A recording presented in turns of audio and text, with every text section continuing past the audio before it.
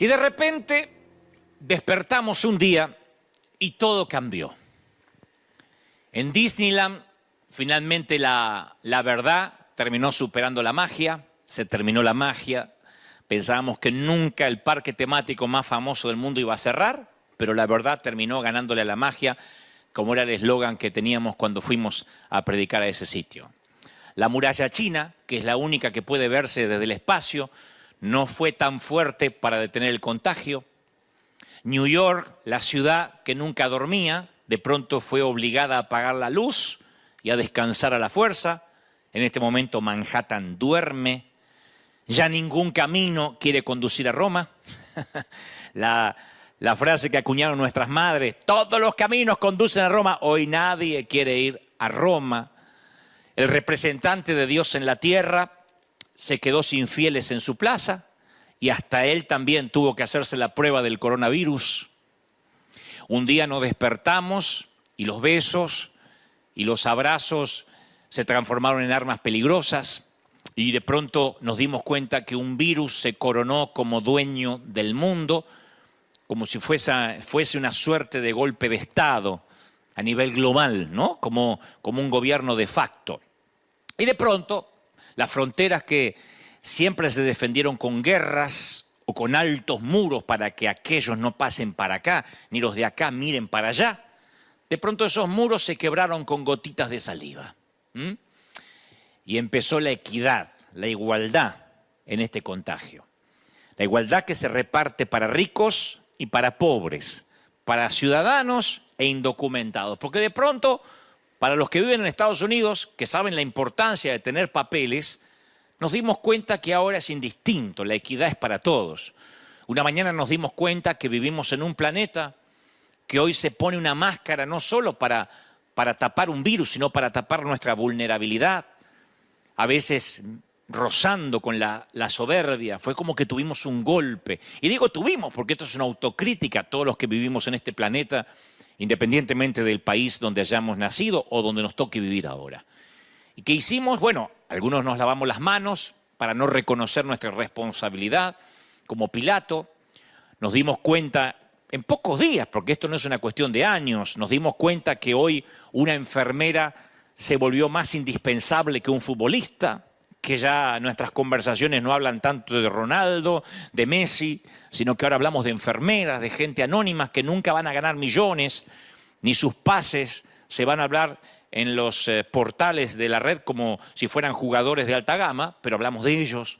Un hospital se hizo más urgente que un misil, se apagaron luces en los estadios, se detuvieron los conciertos, los rodajes de las películas, Hollywood está en silencio, los servicios, las iglesias tuvimos que cerrar nuestras puertas, los encuentros masivos. Y entonces, en el mundo hubo tiempo y hay tiempo para la reflexión. Yo pienso que en esta semana no hay un ser humano que no haya reflexionado, que no haya reordenado prioridades. Y si no lo hiciste, seguramente lo estás por hacer. Porque 3 gotitas de mocos en el aire nos pusieron a valorar a nuestros viejos, a nuestros abuelos, a nuestra familia, a valorar a nuestra congregación, que muchos pastores dábamos por sentado. La gente va a estar ahí siempre. Y un día la gente ya no estuvo aquí, porque no puede, no porque no quiere. Muchos aprendimos cosas. Los que creemos que Dios nos liberó de la cautividad mental y también los religiosos. A mí me daba gracia, en un tono de broma, digo, que algunos que decían chau Flix a Netflix, me acuerdo por una película que satirizaba a Jesús y se rasgaban las vestiduras, saquen a Netflix. Los mismos, me consta que son los mismos. Ahora están diciendo en las redes, menos mal que tenemos a Netflix, nos quedó Netflix. Yo digo, los mismos religiosos que se rasgaban los vestidos, ahora volvían a suscribirse como hijos pródigos y Netflix los estaba esperando. Pero, digo, fuera de broma, fundamentalmente está pasando algo que solo ocurre, creo que en las guerras mundiales. El mundo entero está levantando los ojos al cielo. Yo creo que en las guerras mundiales pasa una cosa así, que el mundo entero está levantando los ojos al cielo. ¡Y qué paradoja! Justo ahora que las iglesias están cerradas, ahora que los templos, las sinagogas, las mezquitas, ahora que todas las religiones tienen que cerrar sus puertas, es cuando la gente está buscando a Dios. O sea, Dios está demostrando que para que todos se vuelvan a Él, Él ni siquiera nos necesita a nosotros. No necesita nuestros edificios, es verdad.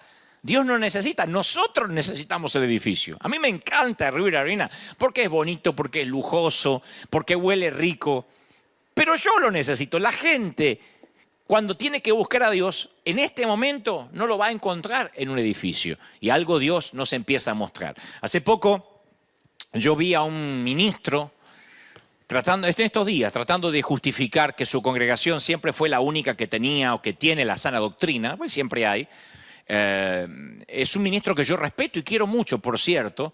Es un hombre de edad y él siempre se jacta de que su iglesia, y apenas una o dos más creo que en todo el planeta van a ser salvas porque son las que tienen la sana doctrina. Él decía, ¿dónde está la cosecha que decían algunos que venía para este año? ¿Dónde están esos profetas que decían que su iglesia no paraban de crecer? ¿Dónde se van a esconder ahora? Y yo quiero decirte esto, no sé si ese querido hermano me va a mirar, pero hermano querido, yo quiero decir esto, lo vas a ver este año la cosecha, es cuestión de días. Es verdad, el 2020 es el tiempo de la cosecha. Hasta tu iglesia, que no crece hace años, va a crecer, si es que lo crees. Pero de verdad te digo, y no solo, bueno, si no lo crees lo vas a ver pasar, como tantas veces te pasó. Pero si no, lo vas a creer y lo vas a ver. Esto es una palabra que yo digo de verdad. La cosecha del 2020 va a ser la más grande de la historia. Ayer me decía alguien, o antes de ayer me decía, cuando prediques el domingo, por favor, danos ánimo. Bueno, este es el ánimo que viene de parte del Señor. Hoy las iglesias, las sinagogas, las mezquitas, los templos, yo creo que todos, sin distinción, porque no quiero decir nosotros las iglesias cristianas evangélicas, yo creo que todos se están preparando para dar la bienvenida y proteger a los desamparados. Algunos tendremos o tendrán la sana doctrina, otros no, pero todas las iglesias están prestas para abrir sus puertas y va a venir una gran cosecha. Y aquellos que tengamos una palabra y aquellos que tengamos la presencia de Dios en nuestra nave, vamos a poder acogerlos, ayudarlos, restaurarlos, solidificarlos. Y aquellos que no estén listos para la cosecha se la van a perder, pero viene una cosecha muy grande. Digo, porque algunos ahora es cuando dicen, no, es que los que decían cosecha, ¿dónde están ahora? ¿Cómo que viene? Va a ser grandioso. Esto va a ser como luego del famoso 9/11, del 11 de septiembre, donde el mundo cambió tal como lo conocíamos y las iglesias empezaron a crecer. Iglesias, congregaciones grandísimas, empezaron a crecer a partir de aquella tragedia del día que el mundo cambiaba y lo veíamos por televisión. Esto es igual, la gente se está volviendo a Dios. Hace poco, la semana pasada, yo estaba en la oficina, estábamos preparando esta acción de salir a dar de comer a la gente y ayudar. Y entonces entra hacia mi escritorio alguien que pertenece a nuestro comité, a nuestro board, es un gran amigo, se llama Rob Owen, gringo.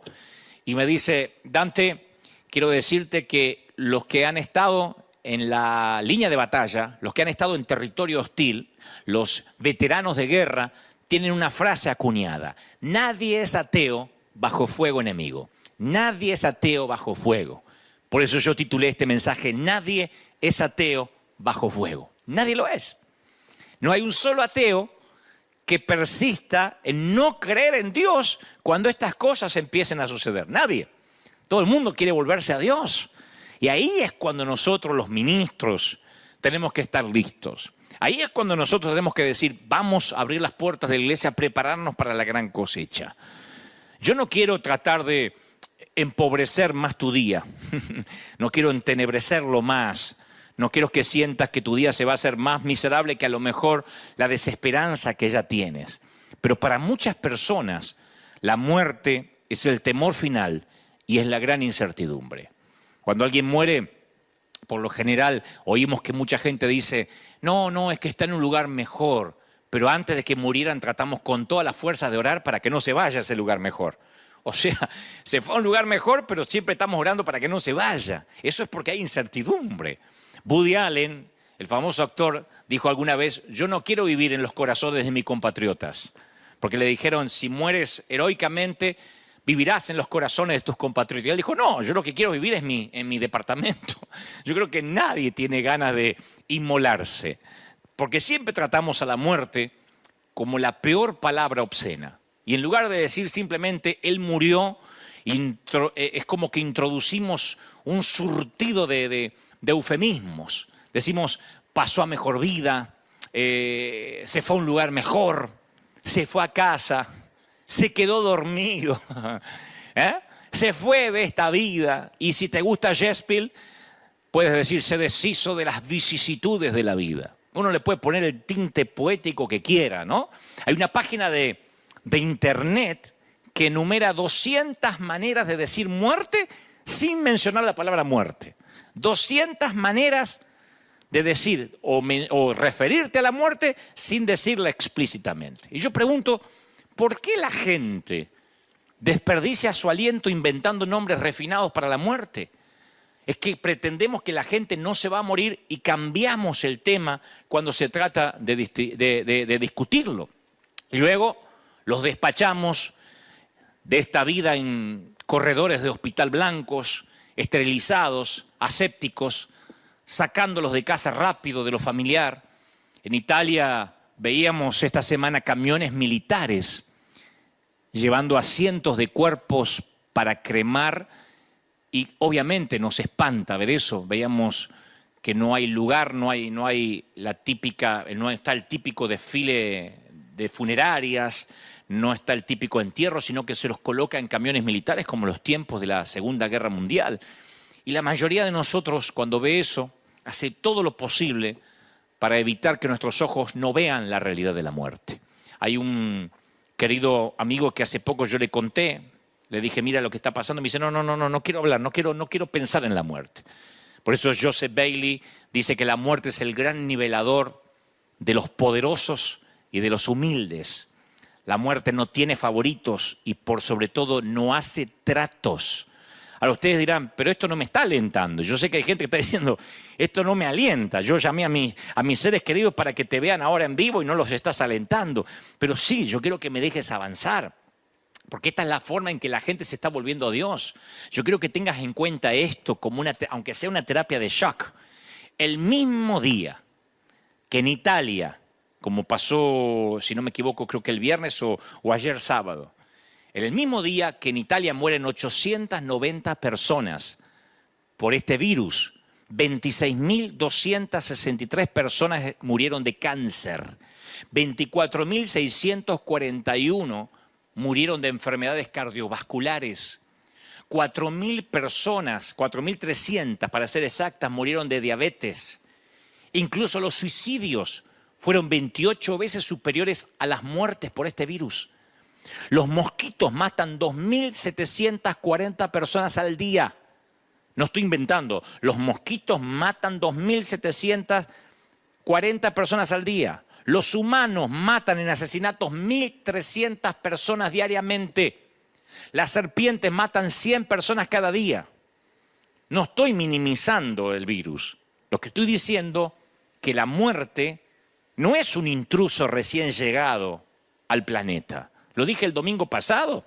Esta pandemia es el efecto colateral de algo que nació en el huerto del Edén.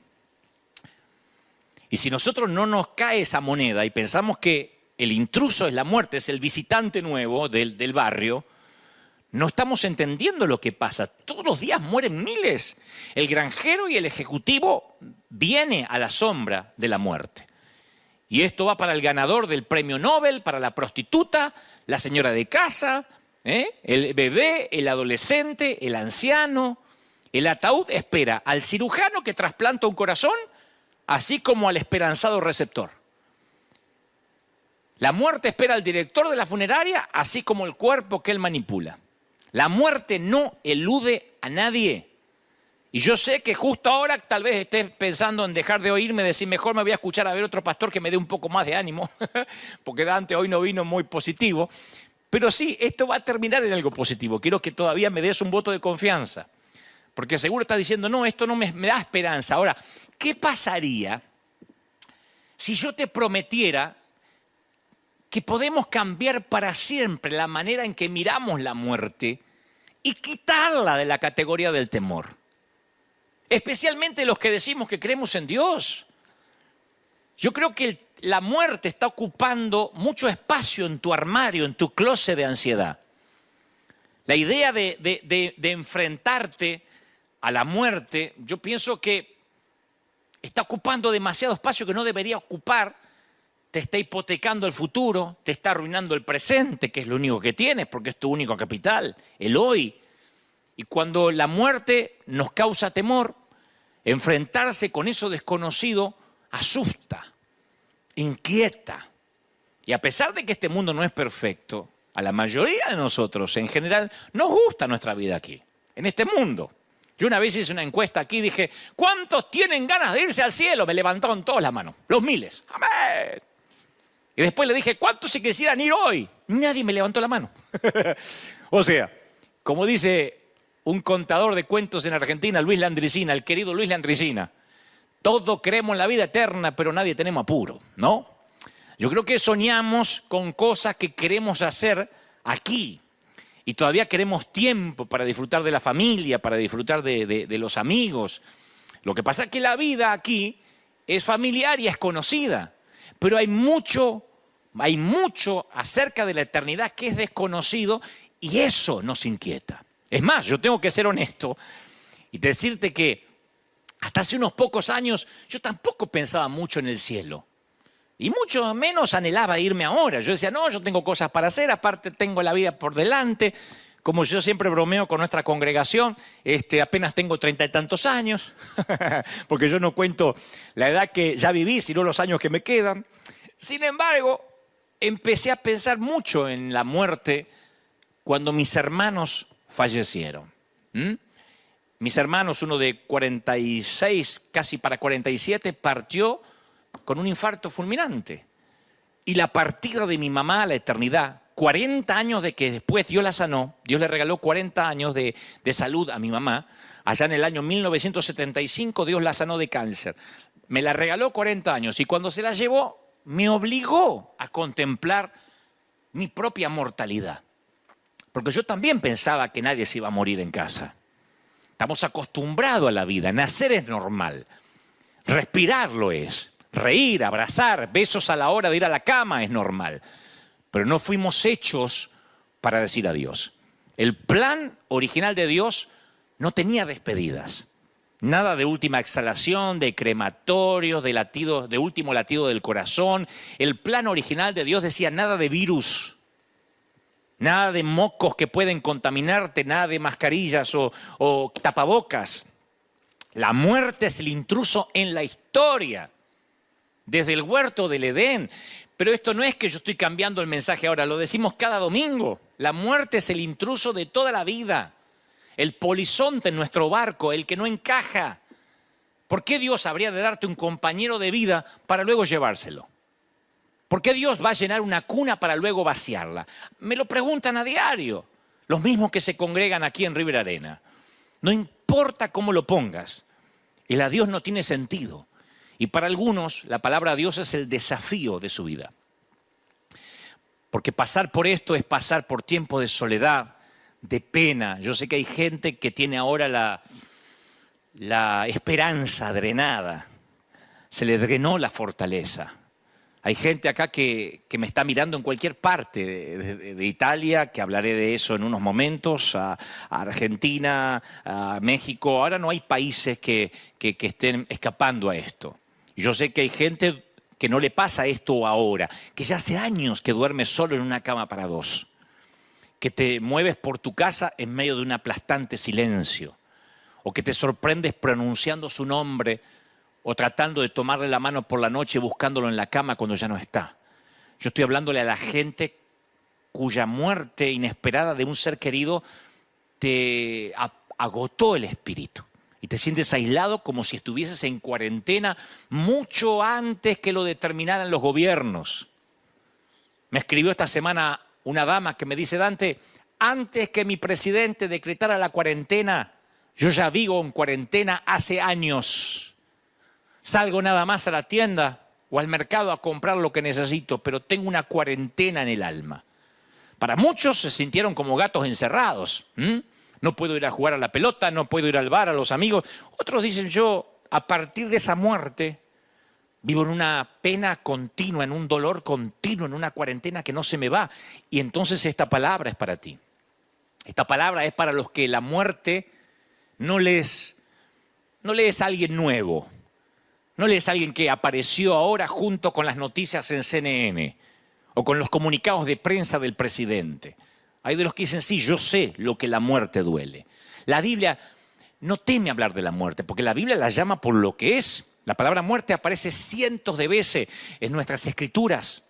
Y los términos bíblicos a veces hablan de morir directamente, de muerte, pero algunos también son refinados y poéticos. Génesis 49, 29 dice, me uniré con mis antepasados. Te recogeré con tus padres y serás llevado al sepulcro en paz. Dice 2 de Reyes 22, 20. Y el siguiente versículo yo creo que es, a mi humilde criterio, el más bello en cuanto a lo que la Biblia menciona respecto a la muerte. Dice, al Señor le conmueve profundamente la muerte de sus amados. Salmo 116, 15. El escritor de los Hebreos lo resume sin rodeo. Dice, cada persona está destinada a morir una vez y después vendrá el juicio. O sea que la cuenta regresiva para la muerte comienza desde el nacimiento. Y diré esto, aunque no suene correcto, tú y yo estamos muriendo en este mismo momento. El reloj de arena nunca sube, siempre baja. El calendario va de izquierda a derecha y de enero a diciembre, nunca al revés. El tiempo no tiene botón de rebobinado. Estamos todos los días envejeciendo un poco. Y aunque la muerte comienza cuando nacemos, la vida comienza cuando nacemos de nuevo mediante la fe en Cristo. Por eso es vital que ahora todo el mundo levante los ojos al cielo. Qué paradoja cuando las iglesias están cerradas. Pero los que podemos predicar en línea, que hay muchos pastores que lo están haciendo, tenemos que decirle a la gente, este es el momento para nacer de nuevo. Porque muchos cristianos tienen la noción equivocada que la vida eterna va a comenzar cuando mueran. Y la vida eterna comienza cuando nacemos de nuevo, cuando aceptamos a Jesús en el corazón, cuando nos arrepentimos de los pecados, cuando lo reconocemos como su suficiente Salvador. Este es el momento de hablar de evangelismo. Yo decía el domingo pasado, este no es el momento de disculpar a Dios. No tenemos que ponernos frente a una cámara a reprender espíritus de coronavirus, que esto no viene de Dios, que esto viene del diablo, porque eso hasta hace ver pusilánime a Dios. Como que esta pulseada la está ganando Satanás. No hay que disculpar a Dios. No, este momento hay que predicar de salvación, de volver a Dios. Hay que decir, podrías morir, porque todo el mundo está muriendo. Sea por el coronavirus, por el cáncer, por la diabetes, porque te pica una serpiente, porque resbalas en la bañera, por una ACV, por lo que sea, porque te asesinan para robarte algo. Todo el mundo se está muriendo y puedes que te vayas a la eternidad sin Cristo. Por eso Jesús lo define de esta manera. Él dice, la manera de tener vida eterna es conocerte a ti y al único Dios verdadero y a Jesucristo, a quien tú enviaste a la tierra, dice Juan 17:3. O sea, que si conoces a Dios a través de Jesucristo, entonces empiezas a vivir la vida eterna ahora mismo, aunque no hayas muerto físicamente. Y eso es lo que tenemos que decir. Y que si experimentas la vida eterna ahora mismo, la muerte no es más que una interrupción de una vida que no tiene fin. El Nuevo Testamento está lleno de pasajes que transmiten esta perspectiva positiva y transitoria acerca de la muerte. Jesús se refiere a la muerte así, dice, los ángeles, le voy a decir cómo Jesús literalmente se refiere a la muerte. Los ángeles lo llevaron a estar con Abraham.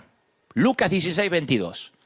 Los ángeles lo llevaron a estar con Abraham. No dice, murió y en medio del dolor y el trance. No, los ángeles lo llevaron. Como quien se toma un bus. Jesús le dice al ladrón que se arrepintió y que murió a su lado, te aseguro que hoy estarás conmigo en el paraíso. Hoy. Ni siquiera que vas a estar por ahí dando vueltas como un alma en pena o que vas a pasar por el purgatorio. Hoy estarás conmigo en el paraíso. Pablo lo define como estar fuera del cuerpo terrenal, en el lugar celestial con el Señor, 2 Corintios 5:8. O sea que Jesús describe la separación de la muerte como algo meramente temporal. Él dijo, ya dentro de poco no me verán más, pero después me van a ver de nuevo. Juan 16:16. O sea, la muerte no es algo que haya que temer, sino un viaje que se inició al nacer. El problema no es esta muerte, sino la segunda muerte. No me voy a poner muy teólogo ahora, porque sé que hay mucha gente que por primera vez están oyendo esto, pero hay una última forma de muerte, la segunda muerte, que es la exclusión total de Dios. La Biblia dice, y el mar entregó sus muertos, y la muerte y la tumba también entregaron sus muertos, y todos fueron juzgados entonces por lo que habían hecho, porque el mar entregó sus cadáveres, porque la tierra entregó sus cadáveres. Entonces la muerte y la tumba fueron lanzados al lago de fuego, y este lago de fuego es la segunda muerte. Y todo el que no tenía su nombre registrado en el libro de la vida fue lanzado al lago de fuego. Apocalipsis 20:13. Yo intento hacer que este tema se entienda usando una pequeña fórmula matemática. Si solo naciste una vez, vas a morir 2 veces. Pero si has nacido 2 veces, tendrás que morir solamente una. Así que lo diré otra vez. Si solo naciste una vez, morirás 2 veces. Y la segunda muerte es el problema. Cuando serás juzgado y ahí uno es lanzado al lago de fuego. El infierno es real, tan real como el cielo. Pero si naciste 2 veces y al segundo nacimiento se le llama aceptar a Cristo en el corazón, entonces morirás una sola vez. O sea que moriremos físicamente, pero después nunca más volveremos a morir. A esto se le llama la verdadera vida eterna, que uno no tiene miedo a un virus, al cáncer, con cosas que pueden venir, porque el Señor dijo, en el mundo tendréis aflicción, pero a esto el Señor se refiere cuando Él dijo, yo soy la resurrección y la vida, y el que en mí cree vivirá aún después de haber muerto. Más claro, échale agua, che. Todo el que vive en mí y cree en mí jamás morirá. Aún después de que haya muerto, va a vivir.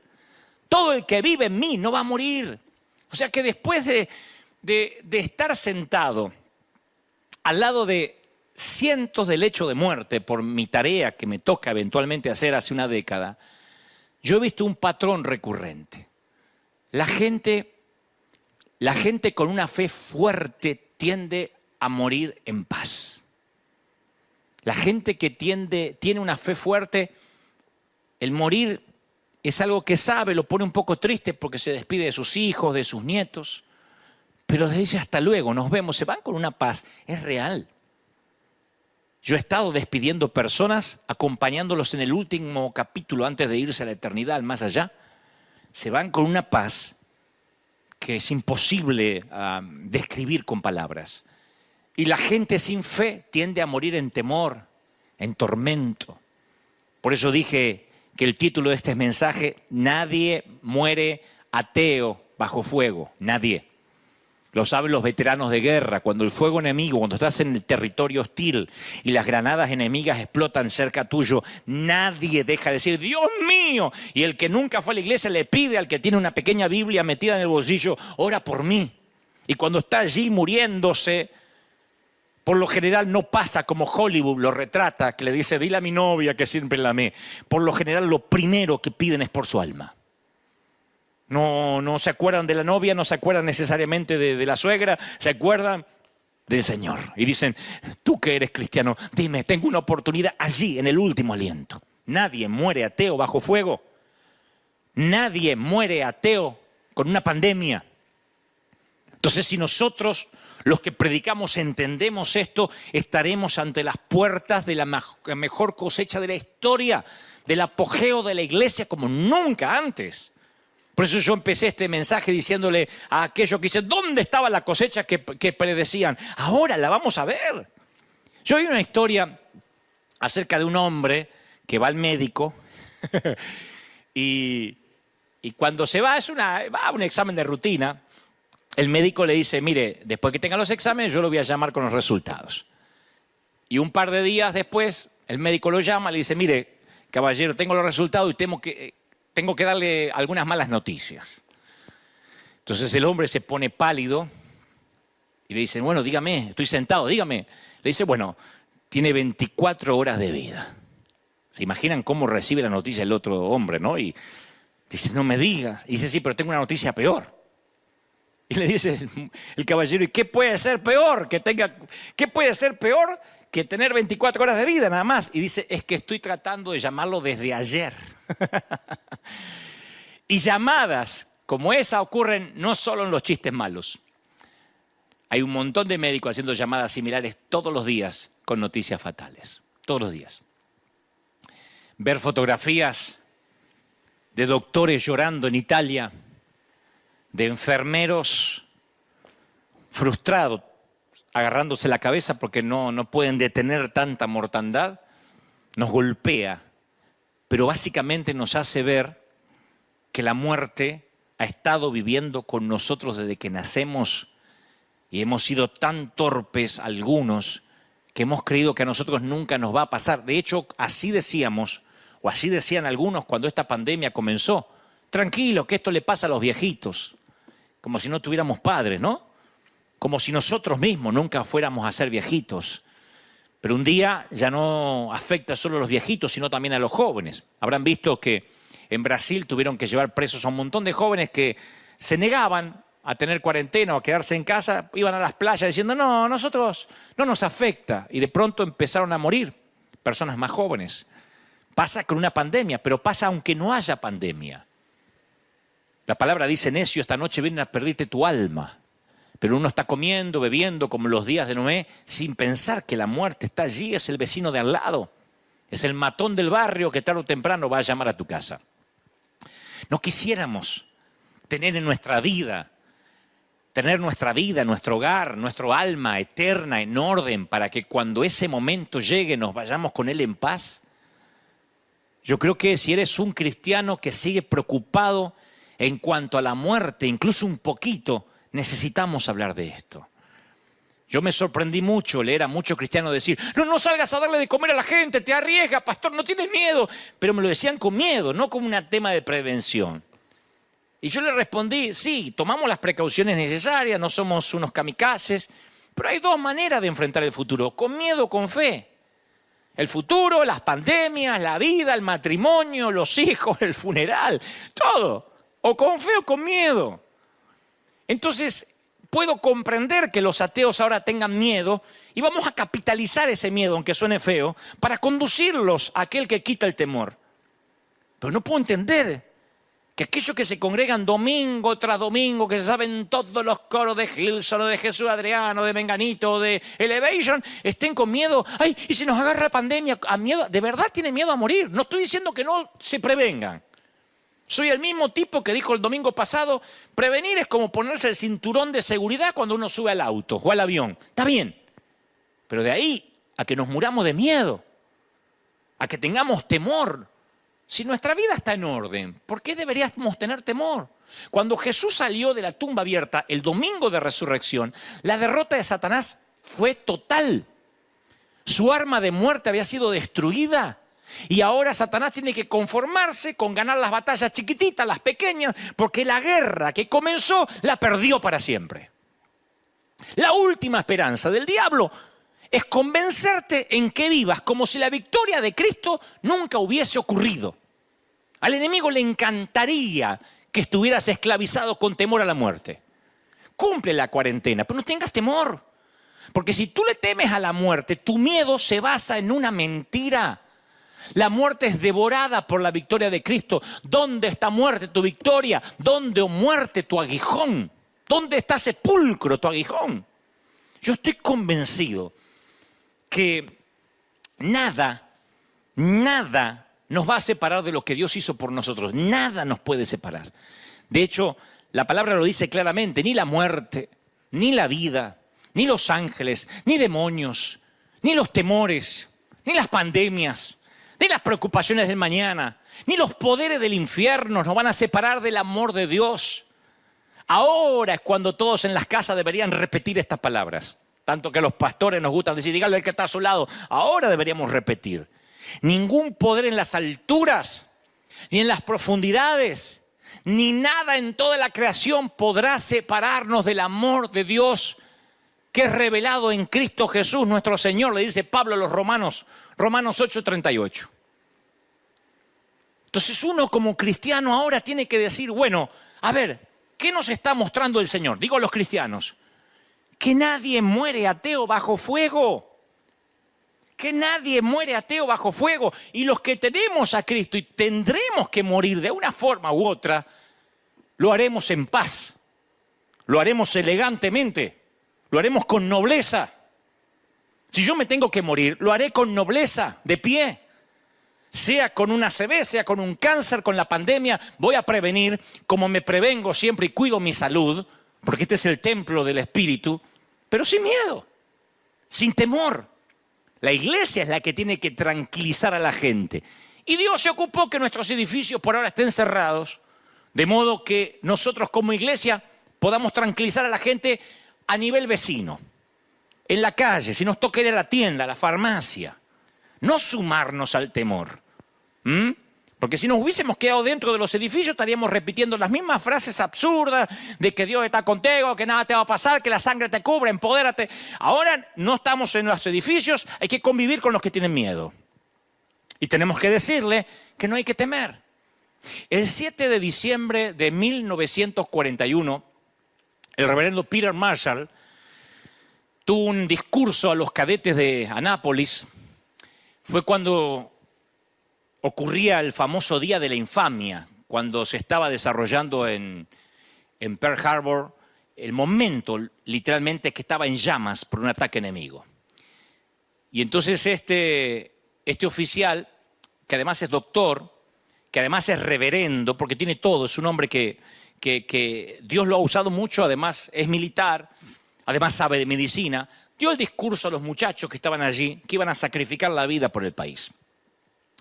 Y él cuenta una historia rápidamente de un niño moribundo, una historia real, un chiquito que tiene una enfermedad terminal, que le preguntó a su mamá, mamá, ¿cómo es morir? ¿Duele? ¿Va a dolerme morir? Y la madre suspiró, pensó un momento qué decirle, le dice, mira, ¿te acuerdas cuando eras más pequeño y jugabas mucho y te quedabas dormido en la cama de tu mami? Te despertabas de alguna manera y a la mañana te encontrabas en tu cama. Había pasado que tu papá llegó con sus brazos grandes, te había levantado, te había desvestido, te puso el pijama mientras dormías y no te dabas cuenta. Así es la muerte, es despertarte en tu propia habitación. Por eso tal vez creo que ningún versículo de las Escrituras nos va a dar una imagen más consoladora que aquel Salmo 23, el Salmo del pastor por excelencia, que ya lo saben, ¿no? Aunque ande en valle de sombra y de muerte, no temeré mal alguno porque tú estarás conmigo. Tu vara y tu cayado me infundirán aliento. Lo hemos dicho algunos desde la escuela dominical, pero nos cuesta entender que la muerte no es un destino, es un viaje. Cuando yo ande, cuando yo pase, hay una versión que David dice, cuando yo pase por el valle. David no ve la muerte como un destino, lo ve como un viaje, una travesía. No habla de una cueva, de un camino sin salida, porque yo he escuchado a muchos cristianos, no, esto es un camino sin salida y vamos a morir todos. Él habla de un valle. Y un valle es que tiene una abertura en ambos extremos, una apertura en ambos extremos. Y el énfasis está en por. Aunque vaya por valles, indica un estado temporal, una transición, un camino brillante adelante, un futuro esperanzador. Y para los cristianos los problemas siempre son temporales. Para nosotros tenemos que decirle a la gente, esto es temporal. Me decía el otro día alguien, no digas que esto va a pasar. ¿Cómo no? Esto tiene fecha de caducidad. Dejaré de predicar si esto no pasa. Tiene fecha de caducidad. Porque para los cristianos todo lo que pasa es temporal. Y las bendiciones para los cristianos son eternas. Grábatelo. Los problemas para los que creemos en Cristo son temporales y las bendiciones son eternas. Para los ateos, las bendiciones son temporales y los problemas son eternos. Para el que no tiene a Dios, el auto de alta gama es temporal. La casa, la mansión en Beverly Hills es temporal. Hubo un príncipe que se contagió el coronavirus. O sea, es príncipe, vive en un palacio, sangre real, linaje sanguíneo azul. Y todo es temporal. Su problema es eterno. En cambio nosotros podemos tener problemas temporales, pero las bendiciones son eternas. Mi querido, para Dios no hay callejones sin salida en sus mapas. No hay puntos muertos en su voluntad. No hay calles ciegas en su guía. La muerte es solo una sombra, aunque ande en valle de sombra. Me encanta eso, aunque ande en valle de sombra de muerte. Sombra de muerte. Fíjense lo quirúrgico que fue David. No dijo aunque ande por la muerte, dijo la sombra de la muerte. Siempre cuento de que cuando yo era un chiquito tenía terror de que vayamos a visitar a mi tía Josefa. Pobre, la hermana de mi mamá, que vivía en una casa chorizo, esas casas de Argentina que se le dice casa chorizo porque son casas largas donde son todas habitaciones conectadas por un pasillo. Yo tenía terror porque al fondo del pasillo estaba el baño y cuando se hacía de noche en esa casa, ¡ay! La noche era un lugar fatídico, lleno de sombras aterradoras que parecían que escondían horrores impensables. Y durante las horas del día yo veía claramente que no había peligro, no había ningún monstruo acechando en ese pasillo. Pero tú sabes lo que la oscuridad le hace a ciertos lugares. La oscuridad a ciertos lugares los distorsiona. Y la oscuridad convierte a veces al lienzo en algo feo. Se convierte en un lienzo para la imaginación. Uno puede ver sombras, cosas extrañas. La buena noticia es que las sombras son únicamente la refracción de la luz. Pueden asustar, pero no te pueden hacer daño. Por eso dice David, aunque ande en valle de muerte, de sombra de muerte. Mientras un hombre conducía a casa, después del funeral de su esposa, él y sus hijos estaban agobiados por el dolor. Habían enterrado los chiquitos a su mamá, él a la mujer de su vida. Y entre que él buscaba palabras de consuelo para sus nenes, pasa una gran furgoneta, una camioneta por al lado y la sombra cubre el auto. Entonces él aprovechó y le dice, chicos, ¿qué preferiría que les pasara por encima? ¿Un camión o su sombra? Y los nenes dicen, la sombra, por supuesto. Y él les dice, mire, hace 2000 años el camión le pasó por encima al Señor Jesús para que solo su sombra hoy nos pasara por encima. Y para el cristiano, la muerte no es más que una sombra. La muerte es una sombra. Y esto lo tenemos que saber los cristianos. Porque yo sé que me escuchan muchos que ya tienen al Señor. Pero a mí me preocupó mucho que en las redes me decían, danos esperanza, ¿qué va a pasar? Esto es el Apocalipsis, ya viene el anticristo, sea lo que sea. Sea que pase lo que pase. No deberíamos preocuparnos los que tenemos al Señor. Me han dicho, no le des de comer a la gente porque te arriesga, no sirve de nada que les des de comer. Yo digo, ¿de verdad? Habría que acuñar esa frase, no sirve de nada que les des de comer, ¿de verdad?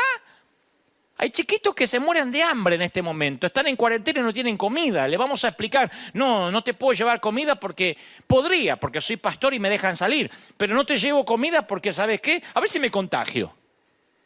De verdad. David dice, aunque ande en valle de sombra, nunca estás solo. Dice David, tú estás a mi lado, dice el Salmo 23. Y algo extraño pero sutil ocurre en el Salmo 23 a partir del versículo 4. Algo sutil. No sé si te has dado cuenta, pero un editor o un escritor se da cuenta. El modo de narración cambia. La manera de narrar cambia. De pronto él, tercera persona, se convierte en tú. En segunda persona. En los primeros 3 versículos, David se refiere al Señor en tercera persona. Me hará descansar. Él me renueva. Él me guía. Y sin embargo, abruptamente, la tercera persona se convierte en segunda persona y David dice, tú estás a mi lado. Él deja de hablar del pastor y comienza a hablar con el pastor. Es como que hasta ahí venía hablando de Dios Y en medio de la sombra se da cuenta que Dios está justo ahí. Entonces dice, no temeré porque tú estás a mi lado. Como muchos ministros, que por año hablamos de Él en tercera persona. Pero ahora tenemos que decir, Dios está acá y hablarle a Él. Yo veo el Salmo de David y veo que un ensayo, una tesis, se convierte en una conversación íntima. Está hablando de Él, está dando una suerte de conferencia en un seminario bíblico. Pero de pronto dices, tú estás aquí. Y esto tiene sentido únicamente si caminaste por el valle de muerte, de sombra de muerte. Porque uno piensa mucho en Dios y de repente uno se encuentra sumergido en una conversación con Él. Su presencia cambia de repente toda la línea de pensamiento. Yo con el paso de los años he hablado con mucha gente que viaja por sus caminos más oscuros y siempre me dicen que nunca han estado más conscientes de la presencia del pastor de pastores que cuando caminaban por esas sombras. Yo he notado algo muy curioso en todos estos días y principalmente en esta cuarentena que empezó en varios países. Me pongo a pensar mucho porque tengo que transmitir siempre a los oídos de la gente que Dios me presta lo que creo, Dios me dice. Entonces trato de reflexionar mucho, más de lo habitual. Y yo pensaba que si hay personas a las cuales hay que preguntarle cómo aguantar, cómo resistir, es a las mujeres. Entre los géneros, las mujeres son mucho más fuertes, siempre ante la muerte. En todos los funerales las mujeres permanecen en silencio, velando en la noche, casi no se mueven de ahí. Al igual que junto a la cruz, las mujeres son capaces de permanecer de pie, siempre. Ahora es cuando nos damos cuenta que cuando la Biblia habla de sexo débil, no está hablando de sexo debilitado, sino de la mujer que debe ser contenida, dignificada, ¿no? Porque se dice que el hombre lucha mientras tiene esperanzas. La mujer, en cambio, comienza a actuar con más intensidad cuando se da cuenta que ya no hay mucho que hacer.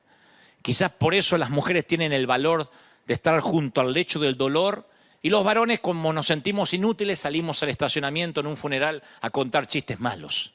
Y esto se vio al pie de la cruz con nitidez, porque para los apóstoles no había nada que hacer. Pero para María y las mujeres que la acompañaban, esos instantes eran valiosos y querían compartir esos instantes, grabarlos en su mente con sensibilidad maternal, sensibilidad femenina. Ahí las fuertes, ustedes van a ver que al pie de la cruz y en la tumba de Jesús, las fuertes eran las mujeres. Porque lo femenino se caracteriza por su capacidad de espera. Por eso pueden quedar embarazadas. Los varones no aguantaríamos un mes de embarazo, diríamos ya. Trataríamos de inducir al parto prematuro. Porque lo masculino siempre tiene objetividad, pragmatismo, pero mientras que para ellos el camino, para nosotros el camino es una necesidad para llegar, el embarazo acostumbra a las mujeres a la gestación, a la realidad, a los meses de angustia. Todas las mujeres en algún momento piensan, será normal, vendrá bien el parto, y se acostumbra a esperar. El hombre quiere ver resultados. Si él pudiera, abreviaría el camino. El hombre valora las metas, pero no disfruta la intensidad del camino. Y las mujeres tienen la capacidad de ser fieles en el silencio, en la espera, en los momentos fundamentales. Los hombres no sabemos qué hacer. Se prolonga la cuarentena. Yo he hablado con muchos hombres que dicen, no sé qué hacer en casa. Tengo que escuchar a mi mujer. Tengo que estar con mis hijos. Y las mujeres están ahí. Hay mujeres que ahora están mirándome diciendo, sí, yo ya vivo en cuarentena. Salgo de tanto en tanto, pero yo estoy criando chiquititos. No me puedo mover. Les hablo a las mujeres que para ir al baño tuvieron que hacerlo por años o por meses con la puerta entreabierta para mientras estar controlando al chiquito. Los varones sabemos esperar menos. Creemos que la vida hay que conducirla, hay que cambiarla, transformarla, y si no lo podemos hacer, nos sentimos inútiles. Los apóstoles no supieron qué hacer con su dolor y lo convirtieron ¿en qué? En miedo. Que no nos pase eso. No convirtamos esta espera, esta cuarentena en miedo.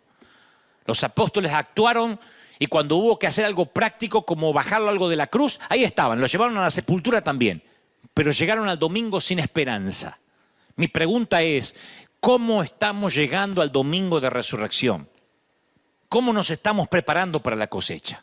Las mujeres compartieron el Gólgota con tal intensidad que fueron los primeros testigos de la resurrección. Por eso las mujeres en un funeral están ahí al lado del sepulcro, al lado del ataúd en silencio. Y los hombres tratamos de hablar, nos sentimos inútiles, impotentes ante la muerte que no podemos resolver. Yo creo que en este tiempo tenemos que aprender de las mujeres. Este tiempo es como un embarazo, con sentimientos encontrados. Aún la cuarentena. Tenemos que preguntarle a las mujeres, a ver, ¿cómo se sobrevive a un embarazo? ¿Cómo se aguanta la ansiedad? ¿Cómo se aguanta la espera? Y a lo mejor ahora las mujeres tienen mucho para decirnos. Son las mujeres las que llaman al sitio web de nuestra iglesia para sembrar. Mayoría de mujeres que de hombres. Mayoría de mujeres que dicen, yo no trabajo mucho, pero quiero aportar. Porque la mujer sabe resistir mucho más de los que nos consideramos machos. Pero como digo siempre, macho no es porque uno nace simplemente varón. Uno puede nacer varón, pero ser hombre y resistir es una elección. Y las mujeres saben que tienen que resistir. Por eso yo tengo ahora una palabra para Italia, para España, para Europa, para esa gente que en nivel de mortandad o de pandemia o de ansiedad han perdido la esperanza. Hay un querido pastor a quien yo respeto y quiero mucho en España que me pidió un mensaje, un saludo para los pastores del viejo continente y me dice, dales una palabra. Y le digo, estamos todos iguales. Y me dice, no estamos todos iguales. Estos pastores han perdido la esperanza. A veces se le han muerto consiervos, se le han muerto diáconos, gente de la iglesia. Y yo creo que todas las despedidas están en el reloj del Padre. Si el salón del reino del trono tuviera un calendario, ahí habría un día que estaría con un círculo rojo y destacado con un marcador amarillo. Dios ha decretado una reunión familiar. Dice la Biblia, Él mismo dará la orden, los arcángeles atronarán, Él descenderá del cielo y los muertos en Cristo resucitarán. Ellos irán primero, luego el resto de nosotros que todavía estemos vivos en ese tiempo, seremos tomados en las nubes para reunirnos con el Señor. Estaremos caminando en el aire y entonces habrá una gran reunión familiar. Por tanto, consuélense unos a los otros con estas palabras. Pablo le dice eso a Tesalónica, Tesalonicenses 4:16. No va a ser un día cualquiera, será el gran día. El arcángel lo va a inaugurar con un toque de trompeta.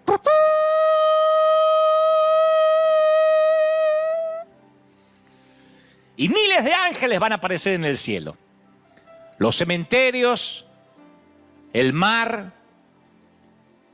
los funerales, los hospitales entregarán sus muertos. Y Cristo aparecerá una segunda vez, pero ya no para lidiar con el pecado, sino para salvar a quienes hayan estado esperando, como las damas en el embarazo. Eso dice Hebreos 9:28. Todo ojo le verá. Por eso dije al principio de este mensaje, nadie muere ateo bajo fuego. Hay un momento en que todo ojo levanta los ojos al cielo. Todos van a estar observando. Cuando Cristo haga esa reunión familiar, todo ojo le verá. Los que murieron, los que están vivos. Napoleón volteará la cabeza para ver. Los ojos de Martín Lutero, de Cristóbal Colón se van a agrandar. Los malvados déspotas van a presenciarlo, los dictadores, los mártires con sus túnicas blancas de paraíso. Y desde Adán hasta el bebé nacido, justo en el estruendo de la trompeta, todos serán testigos de ese momento. Y el Señor va a respetar la decisión de aquellos que lo rechazaron, porque el Señor es un caballero y los va a desechar por la eternidad. Y luego va a bendecir el deseo de aquellos que aceptaron y los concentrará para una reunión familiar. Enjugará Dios toda lágrima. Amo ese versículo. Apocalipsis 21:4. Enjugará Dios toda lágrima de los ojos de ellos. La primera acción de Dios va a ser pasarle el pulgar así. Por la mejilla de cada hijo. Como diciendo, a ver. Shh. No más lágrimas. A ver, no más lágrimas. Con los mismos dedos que formó el cosmos, te las va a secar. No más mocos. No más virus. Y este largo recorrido llamado vida va a culminar. Y los vas a ver a ellos, ¿eh? Por eso dije que este mensaje va para mis queridos amigos italianos, españoles, chinos. Habrá una gran reunión familiar con el Maestro. Por tanto, aliéntense con estas palabras. Tu futuro con quien tuviste que despedir es mucho más grande que el pasado que viviste con él. Esto se lo digo a los pastores, a ese querido pastor que me escribió que acaba de despedir a su mamá infectada. La muerte parece que a veces se lleva demasiado. Claro, porque no sepultamos solo un cuerpo, sino el matrimonio que nunca se efectuó, los nietos que no vamos a conocer, los años dorados que nunca conocimos, sepultamos sueños. Pero en el cielo esos sueños serán realidad, porque Dios prometió la restauración de todas las cosas. Hechos 3:21 dice, Él restaurará todas las cosas, y todas las cosas incluyen las relaciones. En el libro El cielo es real, cuenta la historia de un chiquito que durante su internación por una apendicitis, mientras estaba inconsciente, fue al cielo. Esto se hizo hasta devino en una película, en un filme. Y el papá de este chiquito, llamado Colton, habla el momento cuando este nene de 4 años le dice a su mamá, mamá, en tu barriga murió una bebé, ¿no? Los papás nunca le habían dicho, nunca le habían mencionado al niño de esa pérdida. Él era demasiado chiquito como para que procesara esa información. Y la mamá le dice, ¿quién te contó que murió una bebé en mi barriga? Y el nene le dice, el Señor me lo dijo. Y la nena me lo dijo, la bebé, me dijo que había muerto en tu barriga. Pero está bien, ella se encuentra bien, mamá. Dios la adoptó. La mamá le dice, ¿quieres decir que Jesús la adoptó? No, mami, Jesús no, su papá lo hizo. Y los ojos de la mamá se iluminaron y le dijo, ¿y cómo se llama la bebé? ¿Cuál es su nombre? Y dice, no tiene nombre. Me dijo que ustedes nunca le pusieron un nombre. Y está ansiosa porque tú y papá vayan al cielo a ponerle uno. Alguien está diciendo lo mismo respecto a ti en el cielo. Hay gente anhelando el día en que Dios haga esa reunión familiar. En el hogar final no hay adioses, de habitantes de una tierra de adioses a ciudadanos de un cielo de olas. De habitantes de una tierra donde nos tuvimos en un momento que saludar con el codo, a un mundo sin lápidas, sin cementerios, sin ataúdes, sin morgues. Un mundo donde no se hagan funerales. ¿Te imaginas? No más tierra sobre un cajón. ¿Te imaginas? No más virus. ¿Te imaginas no tener ningún solo problema? Nunca más. Yo no sé si te gusta tu nombre, pero tendremos uno nuevo en casa. Al que venciere, yo le daré un maná escondido y una piedrecita blanca. Y en la piedrecita escrito un nombre nuevo, al cual ninguno conoce, sino solo aquel que lo recibe. Apocalipsis 2:17. ¿Tiene sentido? Me gusta. Príncipe, princesa, tigre, campeón, amor. Tu nombre terrenal se va a olvidar, porque el futuro es tan bueno que amerita un nombre nuevo. Estar en casa es tan bueno que ningún nombre común serviría, ni siquiera Dante, que suena tan bien. Así que si te han dicho perdedor, divorciado, separado, indocumentado, infectado, allá habrá un nombre nuevo.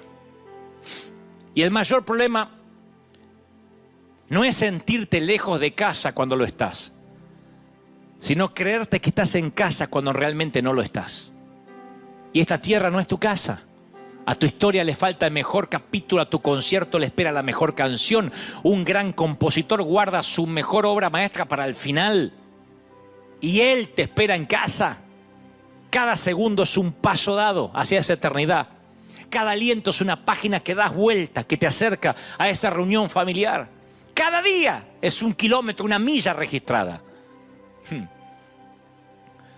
Ahora que todos los mapas se tiñeron de rojo con la presencia del virus, ahora cuando quienes venimos a dar esperanza vamos a ser bien recibidos bajo cualquier idioma y debajo de cualquier color de piel. Antes de la pandemia, cuando salíamos a repartir cosas, porque siempre amueblamos casas completas, no falta quien pregunta, pero yo soy católico, ¿eso importa? Porque a mí me manda cosas el curita. ¿Ustedes son gringos o son hispanos? Ahora, con la pandemia, nadie pregunta en qué creemos, de qué color es nuestra piel. Me gusta porque en estos tiempos deja de importar mi forma de vida, si tu fe no es la mía. Bastará que me anime yo a extender mi mano cuando nadie más lo quiera hacer. Y estoy seguro que este virus nos va a reconciliar con la muerte y con la vida. Fíjense ustedes, fíjense los que están sentados en la sala. ¿Desde cuándo no se juntan así? Desde el último partido en que jugó vuestro país. Desde un superclásico que no se juntaban todos juntos. Y ni siquiera hay cerveza, ni siquiera hay jolgorio.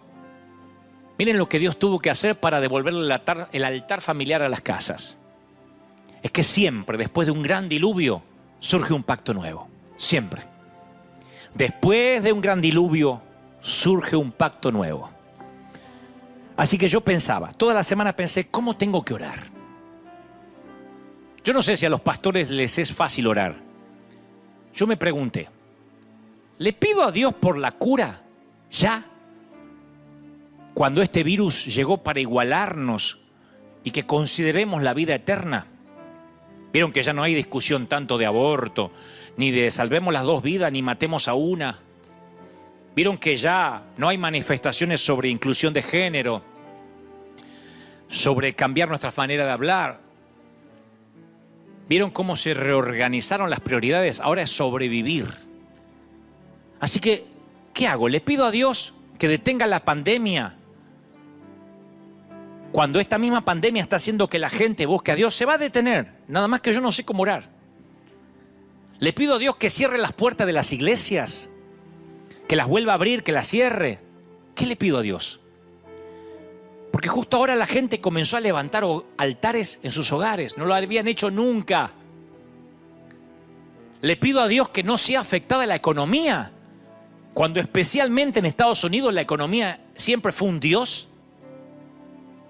Yo pastoreé una iglesia de algunas personas que dejaron de venir a la iglesia porque les salió un trabajo en domingo. Le digo, ¿y te vas a dejar de congregar? Y sí, pastor, hay que trabajar, hay que pagar el mortgage. Líderes que yo confiaba han tenido al crédito como su Dios. Y el sueño americano valía más que buscar la voluntad de Dios. Son los mismos que ahora dicen, por favor, pastor, ¿cuándo se abre la iglesia? Un montón de gente a mí me ha dicho, me voy ahora a Bakersfield, no sé dónde me voy a congregar. ¿Y hay iglesia allá? No sé, pero me salió un trabajo allá. Ni hablar de los que faltan porque les picó un mosquito, porque les tocó un puente, un fin de semana largo. Entonces Dios revirtió de pronto todo y ahora todo el mundo está buscando a Dios. Así que, ¿qué hago? ¿Le pido a Dios que cambie su voluntad? ¿Oro para que Dios haga su voluntad? Sí, porque yo confío de que su plan es perfecto. Oro para que todos los que tienen que ser salvos conozcan la verdad y ojalá que sea rápido, así esto pasa. Oro para que la fe de los santos no mengüe y para que ustedes, mis queridos ministros europeos, estén firmes. Oro por la unidad de la iglesia, pero la verdadera, no la de grupitos de élite. No de esos que se juntan. Vamos a juntarnos el grupito, pero aquel déjalo fuera porque se roba las almas. Y el otro no porque no predica la sana doctrina. Antes de esto había un montón de grupitos queriendo hacer unidades que no son tal. No, la unidad es con todo el mundo. La unidad es con el que se quiera unir. Porque nos vamos a sorprender cuando lleguemos al cielo de ver a gente que no esperábamos ni siquiera que pasara por la puerta de una iglesia. Y de haber dado por sentado a algunos que ni siquiera van a estar ahí. La unidad es para todos. Pero acá es cuando uno, espíritu de ecumenismo. La unidad es para todo el mundo. Aquel que recibe a Cristo en su corazón, circuncidado, no circuncidado, gentil, judío, el Señor vino para todos. Así que oro para que la iglesia aprenda a no rematar a sus propios heridos. A ver si esta pandemia nos enseña algo. En lugar de escribir boberías para separarnos de los leprosos. Oro para que esta pandemia nos sirva de verdad para sostener a nuestros heridos. ¿Quién sostiene a los pastores que pecan? ¿Quién los sostiene a aquellos que tienen matrimonios disfuncionales? A los pastores que luchan con hijos en las drogas. Los rematamos. Decimos, yo no tengo nada que ver con él, la iglesia de Cristo no se parece a él. Eso hacemos nosotros. Las mafias se protegen. Las mafias, el reino animal se protege. Las bestias se protegen. Y en medio de una pandemia a lo mejor empezamos a entender que todos, independientemente si nos caemos bien o no, estamos haciendo lo mismo, predicando el evangelio. Todos. Y usa a grandes teólogos como esos que están del otro lado y a burros como este servidor. Así que lloro porque la pandemia nos enseña unidad de la de verdad. Nadie muere ateo bajo fuego enemigo. Pero también me dijo este veterano, y siempre el que está a tu lado es tu amigo, no importa si es negro, blanco, amarillo. Siempre es tu hermano de sangre. En una guerra se genera una hermandad tan grande que no hay diferencias, no hay peleas. Hace poco yo vi a alguien tratando de justificar, como dije, que su congregación es la mejor y tiene la sana doctrina, y dijo, ¿por qué nadie profetizó esta pandemia? ¿Dónde están los profetas? ¿Y dónde está la cosecha que decías que iban a venir? Y yo te voy a decir así. Te voy a responder con la palabra. El oficial real, en cuyo brazo se apoyaba el rey, respondió al hombre de Dios y dijo, mira, si aún Dios hiciera ventanas en los cielos, ¿podría suceder lo que estás diciendo? Fue cuando el profeta dijo, mañana todo el mundo estará comiendo en medio de una hambruna. El pueblo cometía canibalismo porque se estaban muriendo de hambre, y el profeta Eliseo dijo, mañana se va a vender la cebada, mañana va a haber trigo. Y de alguien le dice, ¡ja, ja, ja! ¿Qué cosecha? Ni aunque Dios abriera la ventana de los cielos, esto iba a pasar. Siempre hay gente así. Hasta el mismo Moisés le dice al Señor, ¿cómo vas a alimentar a 600,000 hombres? Son 600,000. Los discípulos le dicen a Jesús, ¿de verdad? ¿Quieres que le demos de comer nosotros? ¿Has visto que el niño tiene apenas unos pancitos y unos peces? Pero Eliseo miró a este caballero que no quería creer y le dijo, bien, tú verás la cosecha con tus ojos, pero no vas a comer de ello. Así que viene la mejor cosecha de la historia. Porque siempre, luego de un diluvio atroz, surge un pacto nuevo. Y como dijo aquel veterano, nadie es ateo bajo fuego enemigo. Disfruta la cosecha. Créela para que no seas uno de los pocos que la vean y no la puedan comer. Yo estoy esperando. River Church está esperando la cosecha. Por eso salimos y por eso estamos expectantes. Y a veces me pongo un poco duro, sí, porque estoy harto. Creo que varias cosas convergen. Tengo 51 años vividos, 30 en el alma, 25 en ideas. Y creo que 18 en resistencia. Pero tengo 51 años cronológicos. 30 años de servir a Dios. Y 30 años de contemplar también idioteces. Milagro de Dios e imbecilidades, porque la estupidez humana, como dijo alguien, no tiene límites. Entonces hay un momento en que estoy harto y quiero aprovechar estos momentos en que tengo vuestros oídos para decir las cosas como son. Sin vueltas, sin eufemismos. Esto nos tiene que hermanar, ministros. Nos tiene que aunar. Porque ahora todos, la iglesia de Elevation, aquí Rick Warren, Joel Osteen, Guillermo Maldonado, Cash Luna en Guatemala, todos aquellos que nosotros nos llenamos la boca, falso profeta y aquel, el otro, Dante Gebel, todo el mundo, estamos predicando que hay esperanza, que hay salvación. Y el mundo va a levantar los ojos buscando al Señor y nos va a ver a nosotros. Y nos tiene que ver unidos, juntos. Porque nadie muere ateo cuando hay fuego enemigo. Y siempre después de un diluvio atroz surge un pacto nuevo. Si estás ahí por primera vez, quiero que repitas conmigo. Lo único que tienes que hacer para perder el temor a la muerte y ser parte de los que vivimos eternamente, si quieres ser inmortal como este servidor, que claro, algún día de esta tierra me voy a ir, pero va a ser un abrir y cerrar de ojos. No importa cómo me vaya, seguiré viviendo. Si quieres ser de los míos, si quieres que nos estrechemos en un abrazo donde no haya dioses y donde 3 gotas de mucosidad no te pueden contagiar, donde no se usa tapaboca y te puedes saludar con un gran abrazo, repite conmigo: Señor Jesús, te acepto como mi Salvador. Gracias por morir por mis pecados. Escribe mi nombre en el libro de la vida. Quiero perder el temor a la muerte. Y si me toca partir, ahora o en algunos años, quiero hacerlo en paz. Quiero que tus ángeles me lleven a la gran reunión familiar. Sálvame de la segunda muerte. Dame un segundo nacimiento. Amén. Y ahora sí, juntos, antes de despedirnos, gracias por haber estado ahí. Gracias por haberme acompañado. No sé qué nos va a deparar el día de mañana. Basta el día con su afán. Si esto cambia, estaremos, como les dije, en nuestros 2 servicios habituales a las 9 y a las 12 aquí en 201 East de la calle Broadway en Anaheim, California. Si no cambia, volveré a estar aquí, Dios mediante, si Dios me da salud y así Dios lo permite, el domingo que viene a las 11 de la mañana, a partir de las 11 hora de la costa oeste de los Estados Unidos.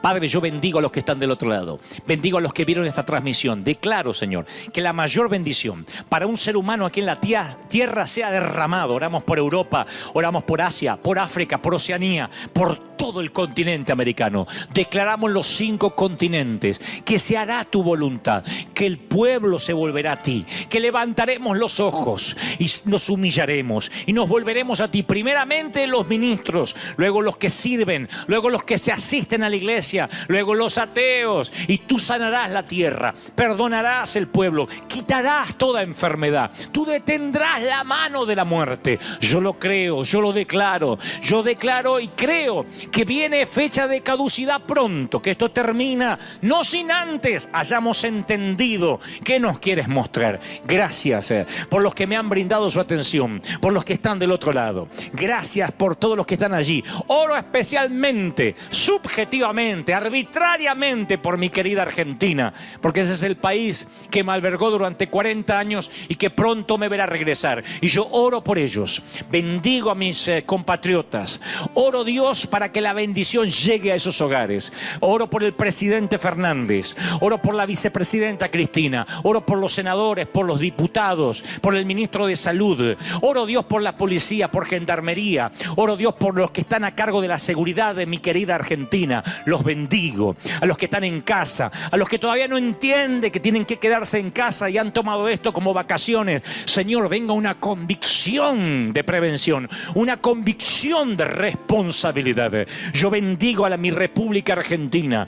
Me preparo para ese estadio de Boca a fin de año. Declaro, Dios, que será el mejor superclásico de la historia, que será un antes y un después de lo que luego vendrá. Declaro bendición en todas las áreas. Oro por mis queridos pastores de la República Argentina. Oro por mis queridos colegas, los que pelean palmo a palmo por las almas en la parte oeste, norte, sur, en toda la República Argentina, desde Ushuaia hasta La Quiaca. Bendigo los Estados Unidos de América. El país que hace 11 años me tiene aquí como su huésped. Lo bendigo, bendigo esta tierra. Sigo orando por nuestro presidente aquí. Sigo orando por el presidente, el comandante en jefe de las Fuerzas Armadas de los Estados Unidos de América, para que siga decretando días de oración, para que siga abogando, para que la oración vuelva a los colegios, para que los pastores sigan siendo sus consejeros. Y aun cuando nadie creía en él, en el tiempo que tú lo tengas en el sillón presidencial de la Casa Blanca, sea guiado por tu espíritu. Declaro bendición, y esa bendición quede en los hogares, en el cuerpo, en el alma y en el espíritu. Amén y amén. River querido, iglesia local, los extraño. Ojalá que nos vemos pronto. Chao, bendiciones, gracias por estar en vivo y nos vemos aquí, Dios mediante, y en las redes sociales a partir de mañana. Bye.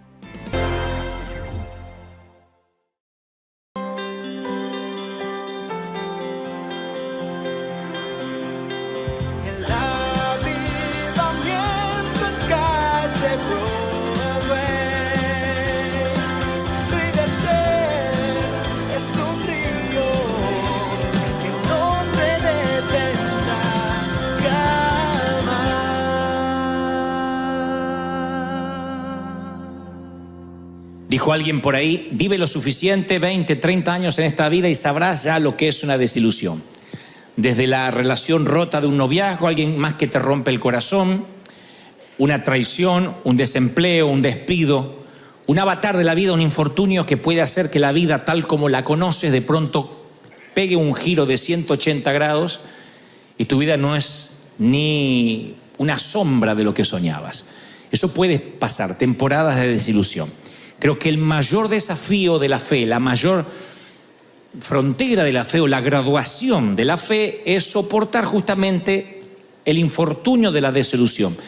Cuando la vida te noquea y te pega y te pega y te pega y te quieres levantar y te vuelve a pegar otra trompada, hay momentos que el dolor es tan intenso que no hay palabra que te llene, no hay abrazo que te reconforte, porque sientes, insisto, que Dios te abandonó y te encuentras, si se pudiera graficar, en lo que yo llamo un punto ciego. Así titulé el mensaje de hoy, el punto ciego. Cuando hablo del punto ciego puede verse de dos maneras, tiene dos significados. Uno es oftalmológico, tiene que ver con los ojos, tiene que ver con la visual, con la retina. Y el otro tiene que ver con el conductor de cualquier automóvil. El punto ciego es determinante para los que van a conducir. Es un punto muy importante para aquel que va a pedir la licencia de conducir. Es el punto exacto que ustedes están viendo ahora en imágenes. En este caso tú eres el conductor del medio. Y ninguno de los tres espejos alcanza en su perspectiva a notar que está tan cerca los autos contiguos. Allí es cuando hay peligros de accidente. Muchos se han estrellado por culpa de ese punto ciego, ¿ven? Es que el conductor, desde su posición, afecta su percepción de la cercanía de los demás. Esta pequeña área de percepción está limitada por tu posición, o sea, por donde estás tú ahora. A menos que aminores la velocidad o aceleres, no puedes ver que por tu izquierda y por tu derecha te están sobrepasando. En otras palabras, como conductor tienes dificultades para ver lo que tienes encima de ti. Eso es el punto ciego. Entonces, ¿qué se recomienda a un conductor novato? Le dicen, si vas a conducir, no te fíes de los tres espejos, del que tengas aquí, el de la izquierda y el de la derecha. Siempre que vas a hacer una maniobra, especialmente esas maniobras rápidas, ¡uy, me pasé! Y quieres pegarle volantazo, siempre mira por encima del hombro. Porque si el automóvil contigo está demasiado cerca, no lo alcanzas a ver en la perspectiva del espejo y así se producen los grandes accidentes. Esto en la vida es exactamente igual. Uno puede ver el futuro a través del parabrisas y a veces algunos ven una ruta desierta. Por eso mi mensaje hoy es punto ciego, porque yo he estado muchas veces ahí, donde he sentido que Dios abandonó mi vida, que Dios no tiene nada para nosotros, para donde yo mire no hay nada. Miro para atrás, desierto. Miro para adelante, desierto. Para los costados no veo nada. Estoy en un punto ciego literalmente de la vida. Ahora, quien nunca tiene un punto ciego es nuestro Señor. Nunca. Dios tiene un panorama completo. Dios no es unidimensional. Dios sabe todo, lo que preparó para ti, lo que dejaste en el pasado, lo que viene a futuro, qué hay en el presente. Entonces Dios reemplaza a veces nuestras miopes, nuestras cortas peticiones, porque a veces sufrimos de astigmatismo espiritual, no podemos ver bien lo que hay delante y empezamos a pedir, quiero ya, Señor, dámelo. Y Dios dice, no, porque no es el tiempo. Uno está enfocado en la sed del día y Dios está enfocado en las sequías del mañana. Uno está enfocado en el hambre de hoy y Dios está enfocado en lo que va a venir después. Dios ve un panorama completo. Y como todo padre amoroso, hay momentos que Dios te dice todavía no o no. Dios te cierra la puerta. No hay ningún papá o mamá acá que nunca le haya dicho no al hijo. ¿Quién le dice sí a todo? ¿Quién tiene hijo y dice yo no le niego nada? Sí, algo le has negado. O dulces a la hora de comer, o que salga descalzo cuando hace frío. Tú le niegas cosas cuando sabes que es por su bien, es preferible que le digas no. Y Dios sabe a veces negar peticiones. Él te ama lo suficiente como para decirte no. Si hay algo que Él te está diciendo no, créeme, te ama. ¿Están conmigo, sí o no? Si Él te dice no y te sientes en un punto ciego, es porque te ama.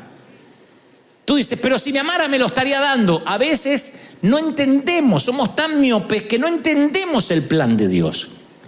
Dice Apocalipsis 3:7, esto dice el santo, el verdadero, el que tiene la llave de David, el que abre y ninguno cierra, el que cierra y ninguno abre. Aquí dice que el mismo santo, el mismo Dios verdadero, que abre puertas, también las cierra. Es el mismo Dios y el mismo corazón amoroso. Él cierra puertas enfáticamente. Dice, el que abre y ninguno cierra. El que cierra y ninguno abre. Lo que pasa es que en las iglesias no hemos enseñado lo suficiente acerca de puertas cerradas. Le decimos a la gente que lo que quiera Dios se lo va a dar. Que si quieres esa rubia, Dios te la va a dar. Que si quieres ese auto, le ponga las manos y Dios te lo va a dar. Entonces vamos, le imponemos las manos y Dios dice no. Porque Dios sabe que si lo compras no lo vas a poder mantener, no lo vas a poder pagar, el seguro te va a quebrar. Entonces nos enojamos, hacemos berrinches, como diciendo el diablo metió la cola. Y es Dios que está cerrando. La mención de la llave de David, dice el que tiene la llave de David, implica que la puerta no está solo cerrada, sino cerrada con llave, que no tiene caso de orar por puertas que Dios muestra que Él cerró. Ahora, si la puerta está trabada por el enemigo, la abrimos en oración. Pero si la puerta está cerrada por Dios, por una decisión soberana, no hay oración, no hay alabanza, no hay pacto, no hay grito de júbilo, no hay nada que la va a abrir. No hay hombre que pueda abrir una puerta que se cerró. Si Dios cerró la puerta, es porque Dios tiene un camino mejor. Y uno a veces se aferra a las cosas y no entiende que si Dios cierra una puerta es como una mamá que le cierra la puerta al chico para que no salga en horas peligrosas, o cuando hace frío, o cuando hay una tormenta eléctrica, qué sé yo. El niño no entiende, ¿por qué? Si tú me abriste la puerta a la mañana, pero ahora te la cierro. Y ahí es cuando los nenes no entienden y creen que la mamá se endemonió por la tarde. Y de pronto le agarra el berrinche y dice, oh Dios, yo no tenía que haber nacido en esta casa, me voy a vivir. Y él no entiende. Y así somos nosotros. De pronto Dios nos cierra una puerta y nos enojamos. Uno tiene que darse cuenta cuando el enemigo pone trabas a cuando un viaje se te empieza a trabar. Yo le llamo fluir. Si fluye, significa que Dios está allí. Esto no significa andar por la vida que la primera trabita Dios me la cerró. Yo reconozco al enemigo, conozco su firma, conozco cuando él está metido atrás, porque las trabas que pones generalmente son distracciones. Pero cuando Dios cierra eso, hay un golpe. Tú te das cuenta que no es una traba, te das cuenta. Hay momentos que Dios no sabe ni cómo decirte que eso no funciona, que lo que estás queriendo hacer lo estás forzando. A veces puede ser un no temporal, un no por ahora. Y créeme, cuando Dios cierra una puerta, tú no quieres que se abra. Cuando uno adora, alaba al Señor por lo que Él hizo, por lo que Dios hizo en tu vida, yo opino que rozamos la verdadera alabanza y adoración. Apenas estamos en la superficie. La verdadera adoración es cuando uno adora y alaba por las cosas que Él te libró, por las veces que te dijo no. Esa es la verdadera adoración. Señor, yo pensaba ya que el médico me iba a decir que estaba sano. Y fui y me dijo que sigue todo igual, o lo que es peor, avanzó la enfermedad. Yo te voy a adorar igual, porque algo me estás enseñando o algo te traes entre manos. Señor, pensaba juntar dinero para las vacaciones y se me fue todo en la clínica, en el hospital. Te voy a adorar porque de algo me libraste si yo viajaba. Cuando uno ve a un Dios de amor a través del filtro del amor, nunca ves a un Dios bueno porque abre y a un Dios malo porque cierra. Es el mismo Dios que te abre y el mismo Dios que te cuida y te cierra. Te cuida de relaciones, te cuida de... A veces forzamos, como les dije hace unos domingos, las amistades. Forzamos los vínculos. Y hay vínculos que Dios dice, te está haciendo mal. Te drena, te vampiriza, te está haciendo mal. Y cuando uno sigue y sigue, cuando Dios te dice, no te lleves tu parentela y te lo cargas a Lot, te va a traer problemas. En un momento vas a tener allí un conflicto de bienes. Porque Dios dijo, sal de tu tierra y tu parentela. Nunca te dijo, y llévate el sobrinito. Nunca le dijo. Nunca. Entonces, cuando uno quiere ser más bueno que Dios, Y quiere a veces forzar puertas que Dios cerró. Hay momentos que tienes que cortar vínculos y uno, no, es que si no parece que no tengo amor y qué van a pensar de mí. Hay momentos que tienes que obedecer, porque el continuar con un vínculo que Dios cortó te mete en problemas, te hunde el barco. Jonás te va a hundir el barco. Alguien que esté fuera de la voluntad de Dios en tu barco te va a hundir el navío. Eso es indeclinable, eso va a pasar. Entonces uno tiene que saber cuándo Dios cerró una puerta. Si yo cerrara los cielos para que no haya lluvia, dice el Señor. Si yo cerrara los cielos para que no haya lluvia. Y luego aclara, pero claro, si humillare mi pueblo, si buscare mi nombre, entonces yo iré desde los cielos, abriré los cielos. Es un Dios que cierra y un Dios que abre. Yo digo siempre, si los goznes no se mueven y la aldaba no se abre, hay un propósito. No fuerce, no llames un cerrajero cuando Dios dice, se terminó este tiempo. Pablo, Silas y Timoteo hacen un viaje misionero. Cuando regresan dan el informe y dice Hechos 14:27. Informaron a toda la iglesia de lo que Dios había hecho a través de ellos. Pablo, Silas y Timoteo. Y cómo Dios había abierto la puerta. Abierto la puerta de los gentiles. Habían predicado en Chipre, en Antioquía y en Iconio. Dios había abierto la puerta de los gentiles. Algo que no hubiese ocurrido si Dios no abría la puerta. Así que estaban emocionados. Vamos a seguir llevando este evangelio a todo el mundo. Entonces cuentan después en Hechos 16:6. Atravesamos la región de Frigia, de Galacia.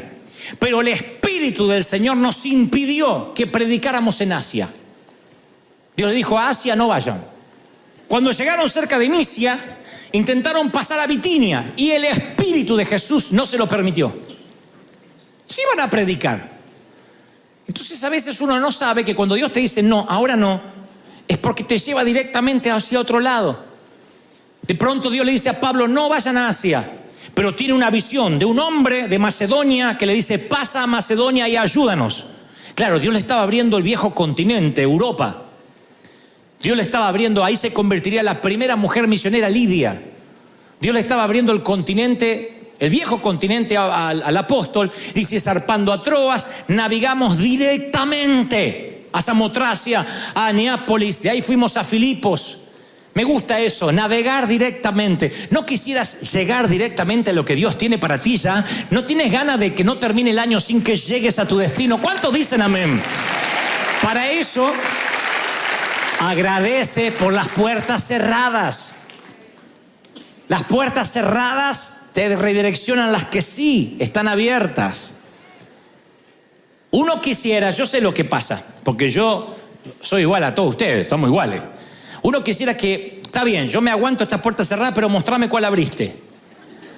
Entonces uno está ahí, suelta la cerrada y agarra la abierta, y no es así. Dios dice, agradece por la puerta cerrada. Después viene la abierta. Uno necesita garantías y Dios no las da. Dios dice, no, la fe no es con garantías. La fe es la certeza de lo que se espera, la convicción de lo que no se ve. Uno siempre está pidiéndole que Dios haga el primer truco, que Dios saque la primera mano, que Dios saque la primera carta. Dios dice, la primera carta la sacas tú y yo te voy a respaldar. Si crees que yo soy tu cuidador, que yo soy tu dador, y uno está esperando que Él haga el primer movimiento y Dios dice, no, tú haces el primer movimiento.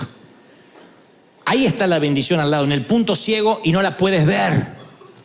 Y cuando uno no la puede ver se frustra. Uno no se da cuenta lo cerca de la bendición que está. Uno siempre cree que la bendición está allá, no acá. Ese es el peligro. Uno cree que la bendición está allá en el destino. Éxodo 34:29 dice, y no sabía Moisés que la piel de su rostro le resplandecía.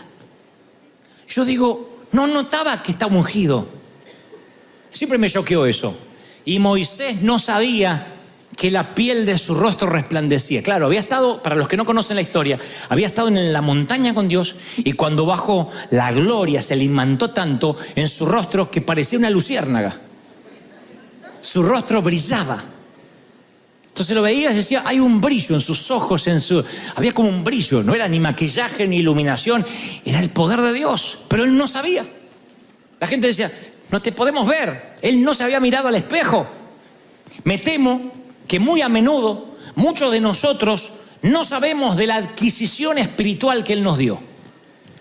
Me temo que muchos de ustedes no tienen idea el privilegio de congregarse en una iglesia donde jamás hay un servicio duro, donde no está la presencia de Dios o no hay palabra. Siempre hay palabra, siempre hay pan fresco en la casa del pan.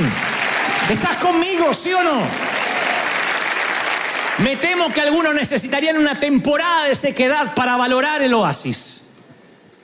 No valoras la salud hasta que la pierdes. ¿Quién da gracias por la salud adrede cada mañana? Y no hablo de la oración mecánica, gracias por la salud, no. ¡Gracias, Señor! ¿Cuándo das gracias por la salud? Cuando estuviste con dolor. Cuando el dolor no te deja pensar. El dolor no te deja darte cuenta del entorno, de la adquisición espiritual, de lo que estás viviendo, del aquí. ¿Alguien tuvo un dolor de muelas, esos intensos? Esto en la vida es igual. Cuando hay dolor, tú no estás consciente de que el rostro te brilla. Hay gente que el dolor es tan intenso que se pierde a los chiquitos, a los hijos cuando son chiquitos. Se los pierde. Se pierden los líos que hacen, se pierden las veces que vuelcan la leche, se pierden las cosas maravillosas que no van a volver a ocurrir. Viven estresados, esperando que crezcan, perdiéndose la mejor etapa, una de las mejores que uno puede tener con los hijos. Entonces, cuando la vida está envuelta de dolor, uno no puede ver la adquisición espiritual, no se da cuenta, está en un punto ciego. Yo decía, Martin Luther King, ¿se habrá dado cuenta lo que estaba haciendo a la humanidad? ¿Habrá pensado algún momento en vida que un edificio, una autopista, una conmemoración nacional lo recordaría todos los años, que sería un héroe nacional? Los periódicos lo tildaban de comunista. Era un héroe, un luchador por los derechos humanos, pero nunca, mientras escribía la historia, se dio cuenta que la estaba escribiendo. Nunca se dio cuenta que estaba aquí. Capaz que él quería estar allí, me atrevo a pensar. Rara vez quien escribe la historia se da cuenta que la está escribiendo. San Martín no se daba cuenta que era San Martín. Simón Bolívar nunca se dio cuenta que era Simón Bolívar. Moisés no se dio cuenta que su rostro le brillaba. Yo no me doy cuenta a quiénes puedo inspirar con los mensajes. A veces me llegan algunas retribuciones y digo, bueno, sí, quizás algún día, cuando no esté, digan, no, fue increíble, nos enseñó, qué sé yo. Pero ese día va a ser muy tarde porque yo ya no voy a estar aquí, voy a estar allí. Entonces yo aprendo ahora a valorar el aquí, a valorar el día a día, el privilegio. A veces lo sagrado se me vuelve común. A veces también me siento cansado y esto que alguna vez soñé, de pronto se me hace tedioso. El tedio es cuando lo que esperabas por tanto tiempo finalmente llega y no lo valoras porque todavía sigues viendo la vaca allá adelante. No debe haber peor cosa que llegar a un sitio que siempre quisiste llegar y no disfrutarlo. No debe haber cosa que irte de vacaciones y cuando llegas a la playa y pones la sombrilla, no lo disfrutas. No debe haber peor cosa que esperar por el amor de tu vida y cuando llega no valorarlo. Soñar con tener hijos y cuando tienes, ni siquiera te das cuenta que esto está ocurriendo ahora y que no volverá. Siempre queremos que el allá nos dará la felicidad. Es que allá la grama está más verde, allá llueve mejor, allá el clima es mucho mejor y mientras tanto estamos acá en el punto ciego donde no vemos nada. Pero yo te aseguro, de parte de Dios estás más cerca de las bendiciones de lo que jamás pensaste. Aún en el punto ciego Dios está aquí. ¡Aleluya!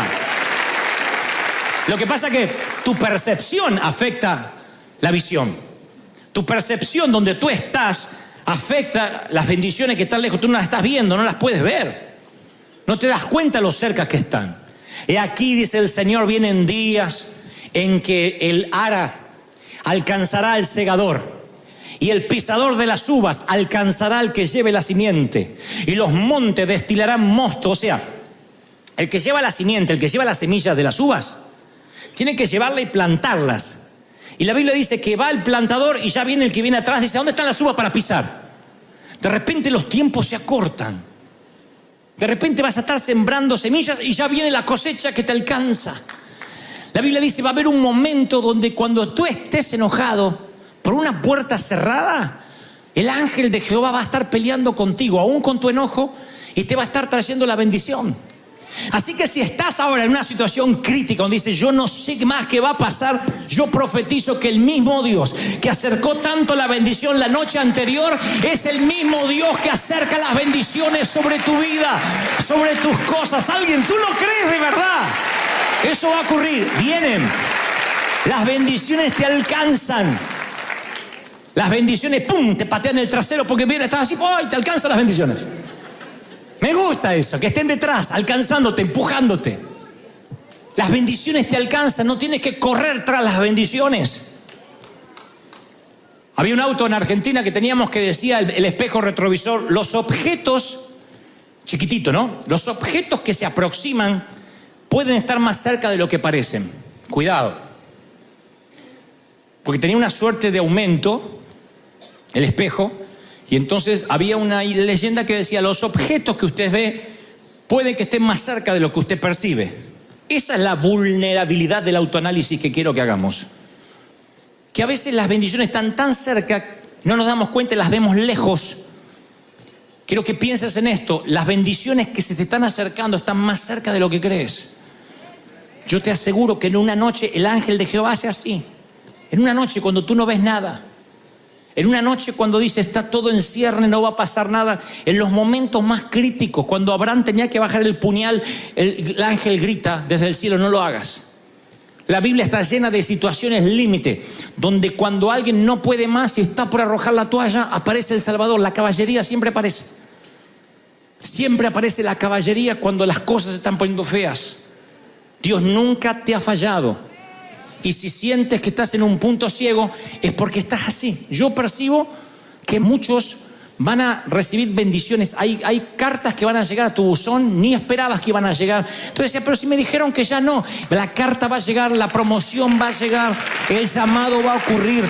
Dios te va a promover. Yo lo estoy declarando, lo estoy creyendo. ¿Tú lo crees? ¿Tú lo crees? ¡Aleluya! Acontecerá que si oyeres la voz de Dios para guardar mis mandamientos, dice el Señor, Deuteronomio 28:1. He aquí, estas bendiciones vendrán sobre ti. ¿Cuántos quieren que las bendiciones vengan sobre ustedes? Vendrán sobre mí. Si oyeres la voz de Dios, te alcanzarán. Las bendiciones te alcanzan, te empujan. Tengo tantos testimonios de bendiciones que me han alcanzado ahí. Claro, yo voy unos minutos más atrás y estaba en el punto más ciego. En el punto más ciego. Hombres y mujeres que se han acercado para darnos dinero, para eventos, llegaron en el punto más ciego mía. Y yo empecé a aprender que cuando Dios te cierra esta puerta es porque tiene una mejor. Y si tú te empecinas en golpear esta puerta y llamar a un cerrajero, te estás perdiendo lo que Dios tiene. Hay gente que se empeña en mantener una relación, una amistad, que se empeña en mantener un ministerio y te estás perdiendo lo que Dios tiene del otro lado. ¿Cómo puede haber gente que se enamore de la zarza cuando Dios tiene una cita con el faraón? ¿Cómo puede haber gente que se quede en un sitio cuando Dios dice, ya te tengo otro destino para ti? Pero nosotros no hemos predicado lo suficiente acerca de que Dios es el que endurece el corazón de los faraones. Hay momentos que Dios endurece un corazón para expulsarte. Lo hacen las mamás águilas, que les quitan la paja, le quitan lo confortable a los aguiluchos cuando sienten las espinas, porque ellos primero hacen los nidos con espinas y luego los cubren con paja. Saben que esos aguiluchos nunca querrán volar por su cuenta. Entonces cuando quitan la paja y sienten que una muerte segura los espera en el nido, se atreven a una muerte probable. Y ahí contra los peñascos empiezan a volar hasta que remontan. Pero si se quedan en el nido, mueren. Y hay momentos que Dios te tiene que poner espinas, cerrar una puerta, para que te atrevas, para que creas lo que Dios tiene. Con experiencia se lo digo. Yo no le veía sentido a que la catedral se cierre. Teníamos todo, cámaras de televisión, teníamos presupuesto, y Dios dijo, se terminó. Es que nosotros pensamos que Dios es un Dios que depende del presupuesto de alguien, que Dios depende de unos cristales, que Dios depende de un edificio, de algo arquitectónico, y Dios es muy celoso. Él quiere demostrarte que es Él el que abre y nadie cierra, el que cierra y nadie abre. Alguien tiene que decir amén a esto. ¿Lo crees de verdad? ¿Lo estás creyendo, sí o no? Voy a terminar con esto. Tienes que reconciliarte con la idea de las puertas que se te cerraron. Tienes que reconciliarte con la idea de que alguna vez te divorciaste. No digas, ¿por qué me pasó? Tenía que haberme dado cuenta. Tú no valorarías lo que estás viviendo ahora si no hubieses pasado ese dolor. Para valorar una buena comida, a veces Dios permite que pases hambre. A veces no entiendes lo que significa una casa caliente hasta que no pasaste por frío. Eso hace que el proceso de valoración vaya acentuándose en ti. No maldigas tu pasado, porque ese pasado te trajo hasta aquí. Y ese pasado fue necesario para que Israel aprendiera a confiar en Dios, para que Egipto supiera que había un Dios en Israel. Hay procesos y no que Dios ha dicho en tu vida por alguna razón, para que haya un sí en otra parte. El Señor le dijo en el huerto de Getsemaní al Padre, si es posible, pasa de mí esta copa. Y Dios el Padre le dice no a su Hijo para decirte sí a ti. Le dice no a Él para darte acceso a la vida eterna a ti. Y si el Padre le puede decir no a su Hijo unigénito, ¿por qué crees que nunca te va a decir no a ti? ¿Por qué crees que te va a decir siempre sí? Si al Hijo unigénito le dijo no, tienes que ir a la cruz. Ponte de pie, por favor. Yo quiero que agradezcas por las puertas cerradas. Yo quiero que agradezcas por los goznes que no se abren, por las aldabas que permanecen totalmente herméticas. Dile, Señor, gracias. Van a ver que esta adoración va a ser muy pura ahora, porque siempre hemos aprendido a dar gracias por las puertas que se abrieron. Pero yo quiero hoy que le des gracias por las puertas que no se abrieron. De verdad, pero no dando lástima, Job se queja ante Dios y Dios le dice, ¿dónde estabas tú cuando yo hice el mundo? Tú no puedes debatir conmigo. No tienes ni la altura emocional, ni intelectual, ni espiritual, ni creacional para discutir conmigo. Te amo. Te voy a restituir muchas veces más lo que perdiste. Pero aprende que cuando yo digo no, no siempre puedo explicarte por qué estoy diciendo no. Confía en mí, cree en mí y yo te voy a bendecir, dice el Señor. Vamos,